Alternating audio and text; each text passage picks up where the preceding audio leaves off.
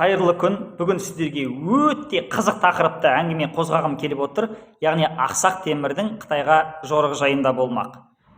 Енді өздеріңіз білесіздер, кейбір тарихшылар айтады, егер Ақсақ Темір Қытайға басып кіретін болса, жеңіліс табатын еді дейді. Енді дәл осы әңгіменің шығу төркіні жайында сіздерге біраз ақпараттар айтып өтейін.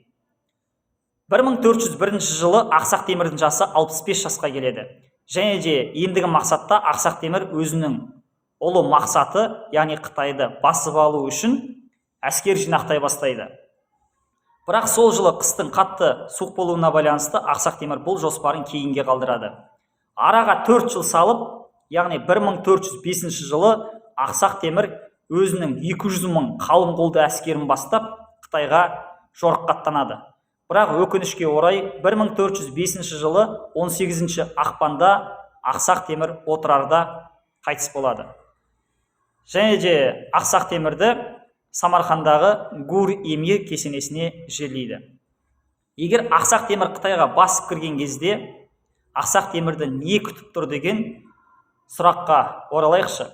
Сол кезеңде Қытайды билеген әулет Мин әулеті болатын. Және де Мин әулеті Қытай тарихындағы мықты әулеттердің бірі болды. Сол кезеңде Мин әулетін басқарған император Юнле болатын. Және де мысалға Қытай тарихында 3 мықты император бар десек, соның бірі дәл осы Юнле. Және де егер Ақсақ Темір Қытайға басып кіретін болса, 60 миллион халқы бар, миллиондаған әскері бар Қытай әскеріне тап болатын еді.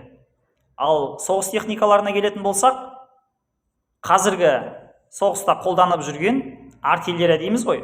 Артиллерияның ең алғашқы нұсқалары сол кезеңде Қытайда қолданылды. Және де олардың оқтары чугун темірден жасалған, және де тастан жасалған болатын. Яғни олардың оқтары чугун темірлер және де тастар болды деген сөз.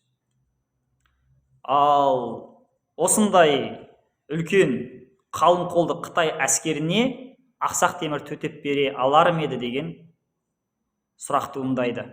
Бағана сіздерге әңгіменің басында Ақсақ Темір жеңілуі мүмкін деп сіздерге айтып өттім ғой. Кейбір тарихшылар сондай пікірді айтады негізі. Дәл осы Қытай әскеріне байланысты, яғни Қытай әскерінің күштілігіне байланысты осындай әңгіме шыққан болатын. Енді қала мен қаланың арасындағы айырмашылықты айтатын болсақ, мысалға өздеріңіз білесіздер, 1398 жылы Дели маңында шайқас болды. Самарқан мен Делидің арасы негізі 1544 километр. Ал 1402 жылы Осман империясының сұлтаны, яғни Йылдырым Баязид пен Анкара түбінде шайқас болды. Енді Самарқан мен Анкараның арасы 2897 километр. Ал Самарқан мен Пекиннің арасы 4168 километр. Яғни бұрынғы өзінің шайқастарына қарағанда біраз қашықта орналасты. Жолдың қиындығы бар, және де Қытай әскерінің санының көптігі бар. Осындай қиындықтарға Ақсақ Темірдің әскері төтеп бере алар ма еді деген сұрақ туындайды. Бұл сұраққа жауап беру әрине өте қиын негізі. Сіздер қалай ойлайсыздар? Ақсақ Темір дәл осы Қытайға жорығы кезінде жеңіске қол жеткізе алар ма еді? Міндетті түрде комментарийге ойларыңызды жазып кетіңіздер. Назар қойып тыңдағандарыңызға көп-көп рахмет.